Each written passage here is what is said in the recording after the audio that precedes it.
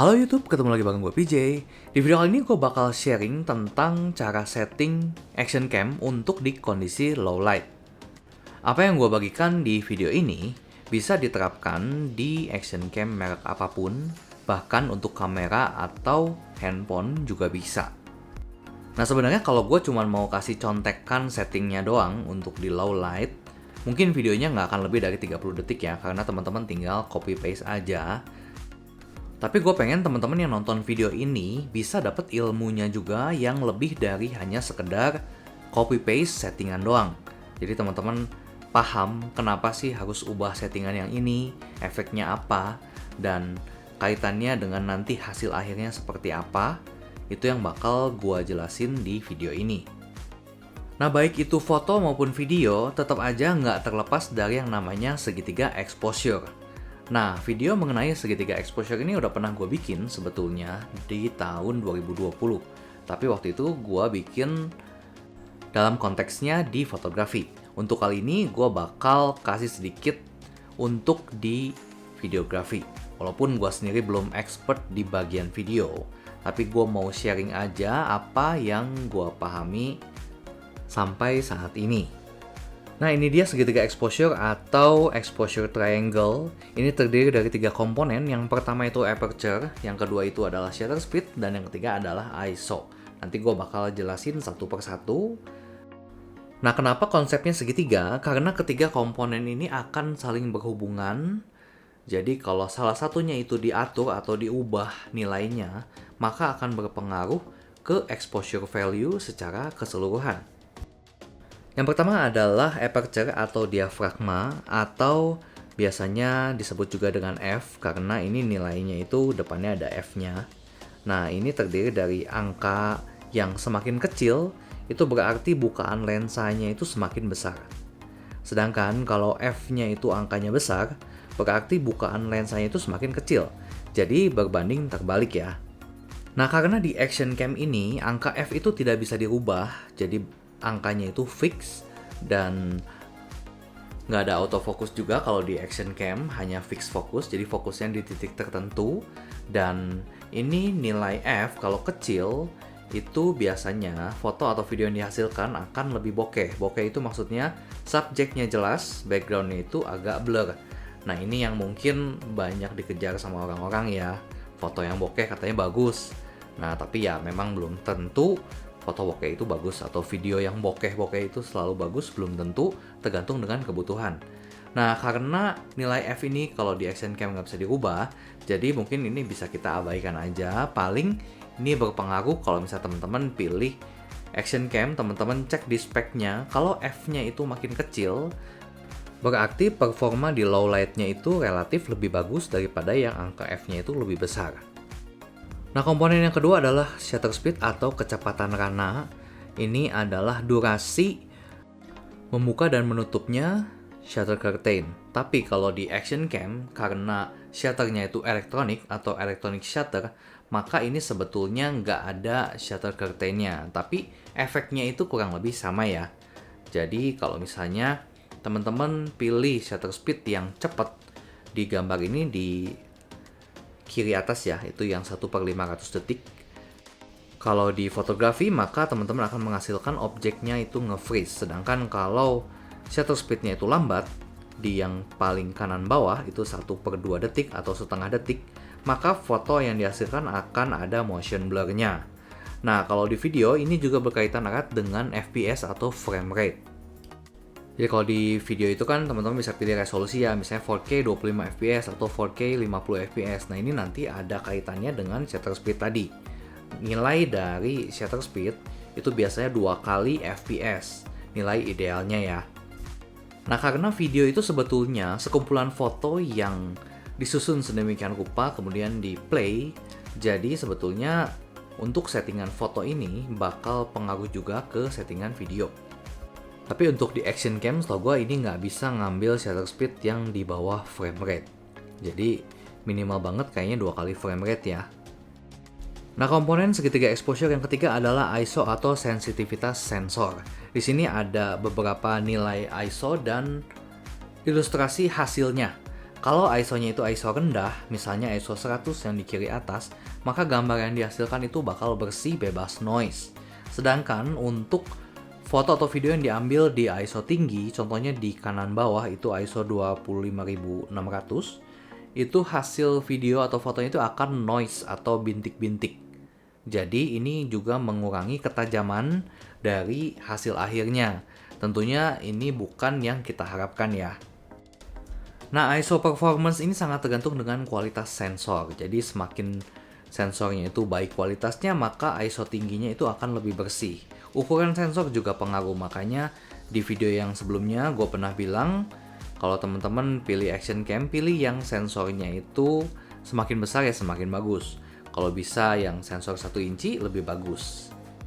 Nah, karena gue cuma punya Osmo Action 4, maka gue akan bikin tutorial berdasarkan Osmo Action 4. Tapi secara teori ini harusnya semua action cam yang generasi baru itu bisa settingan manual. Nah, ketika masuk ke mode settingan, teman-teman jangan lupa pilih yang mode Pro ya, atau diklik aja yang ada tulisan Pro-nya itu sampai warnanya kuning. Kenapa? Karena kalau misalnya bukan di mode Pro, maka teman-teman nggak akan bisa ubah parameter yang kayak exposure gitu ya. Nah, di mode Pro ini ada beberapa parameter yang teman-teman bisa ubah nilainya atau teman-teman bisa atur settingnya. Yang penting itu yang pertama adalah settingan exposure. Untuk exposure ini teman-teman bisa pilih auto atau pilih yang M yang manual itu di sebelah kiri. Nah, kalau pilih M maka yang di sebelah kiri itu ada shutter speed, yang di kanan itu ada ISO. Kita akan coba yang kiri dulu, ini kita atur shutter speednya. Kalau misalnya nilainya itu besar, angkanya 1/200 misalnya, itu maka hasil yang kita lihat di layar, videonya itu akan semakin gelap. Kaitannya dengan shutter speed yang udah kita bahas di awal tadi. Untuk Osmo Action 4 ini, shutter speednya maksimal di 1/8000 detik. Nah, kalau teman-teman perhatiin di kiri atas itu ada EV, itu ada angka -3.0, itu artinya videonya itu dalam kondisi under exposure atau terlalu gelap. Sedangkan kalau EV-nya itu ada di angka plus, itu berarti videonya over exposure atau terlalu terang. Nah, angka idealnya berapa? Angka idealnya itu di 0,0, jadi videonya itu nggak over ataupun nggak under exposure. Nah, di sebelah kanan ini ada settingan untuk ISO. Kalau angkanya ada 2, itu adalah range antara angka yang depan dan angka yang belakang untuk nilai ISO-nya. Jadi minimal di ISO 100 dan maksimal di angka yang belakangnya itu. Kalau angkanya cuma 1, maka kita ini artinya lagi setting ISO-nya itu manual di angka ISO 100, 200, sampai maksimalnya itu di 12800 untuk di Osmo Action 4 ini. Nah, untuk efek dari perubahan nilai ISO ini teman-teman bisa lihat di layar ya. Semakin kecil angkanya, maka videonya akan semakin gelap, sedangkan semakin besar angkanya, videonya akan semakin terang. Tapi ya pastinya ada noise ya. Jadi sesuai dengan pembahasan ISO di awal tadi ya. Nah, di sini teman-teman juga bisa lihat, kita kalau ngerubah nilai ISO, maka EV juga ikutan berubah. Makanya di awal tadi konsepnya ini segitiga exposure karena 3 parameter ini sangat berpengaruh ke EV atau exposure value-nya. Nah, pertanyaannya kapan kita pakai manual dan kapan kita pakai auto? Kalau teman-teman bikin video di satu tempat nggak pindah-pindah, gua saranin teman-teman untuk pakai settingan exposure yang manual. Kenapa? Supaya nggak berubah-ubah exposure-nya. Sedangkan kalau untuk action cam ini dan teman-teman bawa di motor misalnya atau di sepeda atau untuk main ski yang notabene itu pasti tempatnya pindah-pindah ya. Gue lebih saranin teman-teman untuk pakai settingan yang auto aja. Kenapa? Karena di saat kita beraktivitas itu, kita akan melewati tempat-tempat yang kondisi cahayanya itu akan berubah-ubah dan berbeda-beda. Misalnya, teman-teman lagi naik motor nih, pasti teman-teman akan melewati tempat-tempat yang ada pohon mungkin. Teman-teman lewat di bawahnya berarti cahaya matahari akan tertutup pohon, jadi otomatis akan lebih gelap. Nah, ini kalau misalnya kita nggak atur ke auto, kita tentukan nilai shutter speed dan ISO secara manual, maka hasil videonya nanti bakal ada yang terlalu gelap atau terlalu terang. Makanya gue lebih saranin untuk auto, jadi kamera akan ngatur shutter speed dan ISO yang sesuai dengan nilai EV yang kita tentukan. Nah, ini kita akan coba pilih auto, maka yang di sebelah kiri itu akan berubah jadi EV ya. Yang kita bisa atur EV-nya, bukan shutter speed lagi. Sedangkan yang sebelah kanan ini kita bisa pilih range ISO yang sesuai dengan preferensi kita. Untuk meminimalisir ISO, menurut gua sih maksimal banget di 100 sampai ke 1600 aja. Nah, untuk milih EV sebetulnya bagusnya sih di 0 ya, tapi kalau gua pribadi, gua lebih suka ngambil agak under sedikit, yaitu di minus 0,3 EV atau di 0,7 EV. Kenapa? Karena kalau misalnya teman-teman ngambil video dengan sedikit under exposure, itu nanti bakal bisa dikoreksi dengan mudah di post processing. Sedangkan kalau misalnya teman-teman ngambil foto atau video yang terlalu overexposure bahkan sampai putih highlightnya, itu udah nggak bisa diselamatin di post processing. Karena terkadang kita walaupun lagi ngambil video di kondisi low light, itu kita misalnya lagi naik motor nih keliling kota, pasti ada satu kondisi di mana ada yang cahayanya itu terlalu terang. Padahal kita udah setting EV-nya itu di 0. Jadi pasti ada highlight yang overexposure. Dengan kita set ke minus, maka akan lebih aman. Nah, parameter yang bisa diubah selain exposure tadi adalah color. Color ini adalah warna. Kalau teman-teman bisa grading, ngerti grading, teman-teman better pilih yang di log M supaya teman-teman bisa dapet dynamic range yang lebih bagus. Tapi kalau misalnya kayak gue yang nggak ngerti grading, jadi gue pilih yang normal aja. Selanjutnya yang bisa kita atur adalah field of view atau FOV ini. Ada pilihan standar, ini di warp ya, artinya distorsinya udah dihilangin, dan ini ekuivalen dengan focal length 15 mm.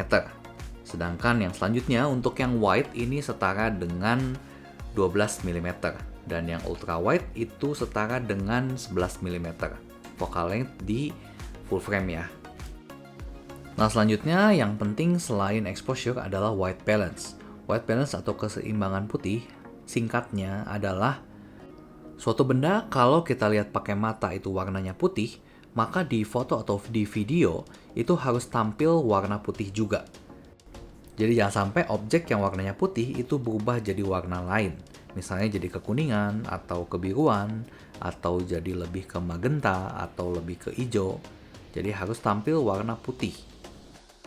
Nah, mengenai white balance lebih detailnya, gue pernah bahas juga, gue pernah bikin videonya, ada 2 video. Yang di sebelah kiri itu pengertian mengenai white balance, sedangkan yang kanan itu adalah apa yang harus kita lakukan kalau misalnya foto dan video yang kita ambil itu udah terlanjur white balance-nya ngaco.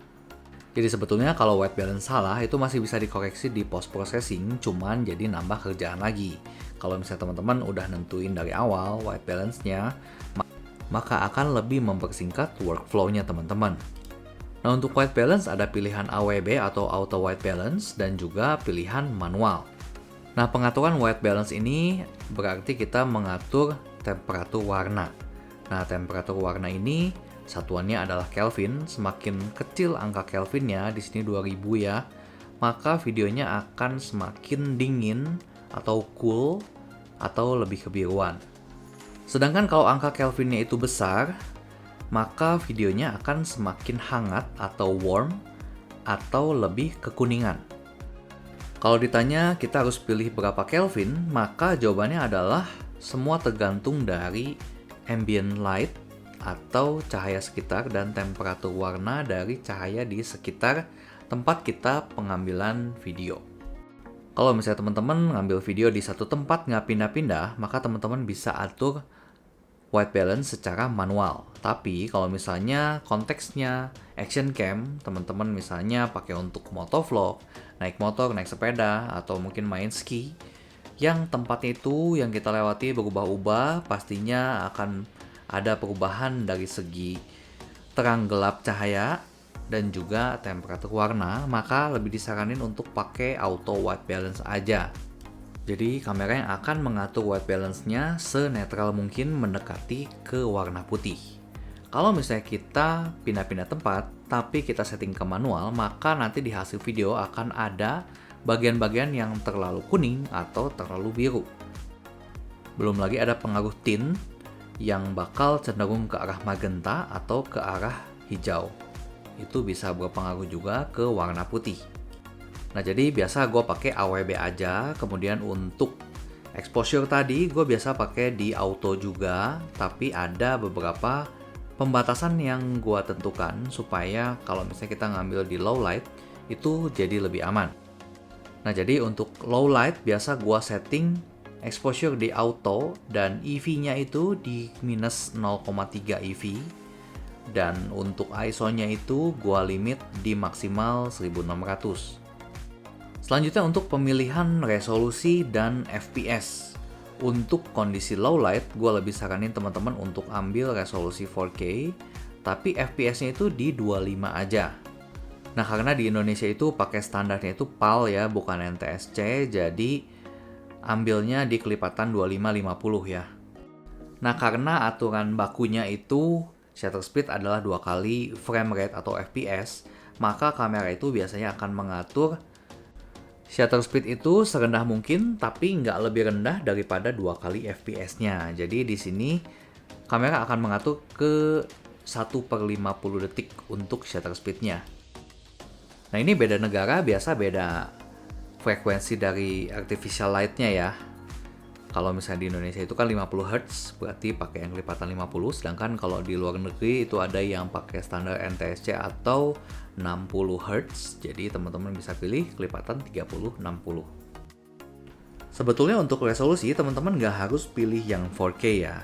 Kalau misalnya teman-teman mau pilih 2,7 atau Full HD itu juga boleh. Yang perlu diperhatiin hanya FPS-nya aja. Untuk low light ambil di 25 aja. Nah, kenapa gua saranin teman-teman untuk pilih yang 4K supaya kalau misalnya teman-teman mau nge-crop videonya itu hasilnya masih tetap tajam. Kalau misalnya teman-teman ngambil di Full HD dan teman-teman crop lagi, maka hasil videonya akan lebih low res karena semakin kita crop resolusi makin rendah.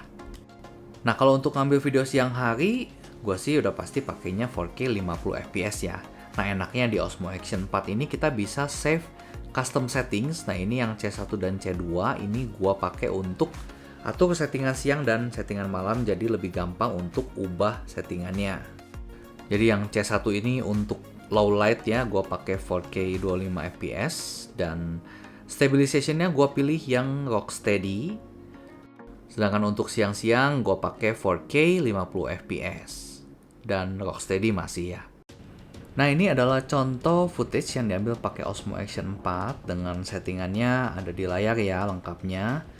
Nah, untuk kondisi seperti ini teman-teman bisa lihat hasil video masih minim noise ya, karena gua batasin ISO-nya itu nggak lebih dari 1600.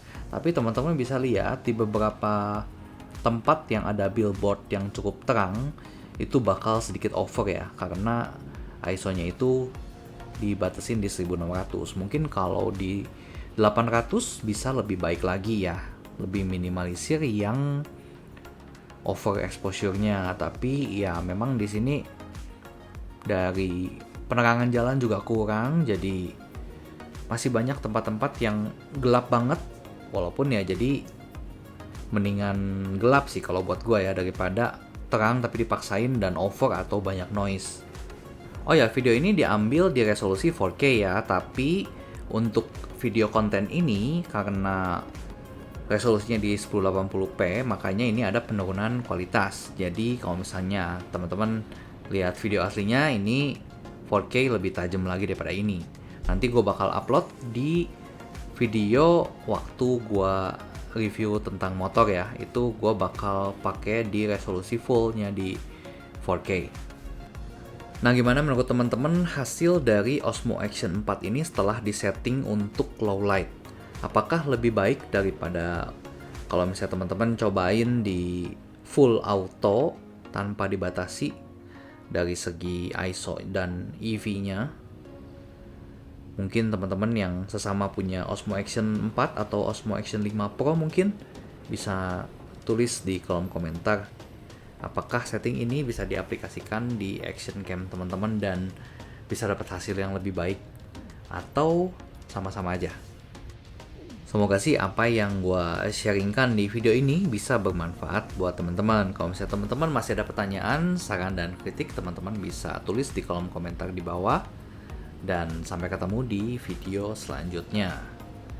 Oh ya, bocoran sedikit, untuk di video selanjutnya gue bakal bahas tentang wireless microphone dan wired microphone untuk dipakai di Osmo Action 4 ini.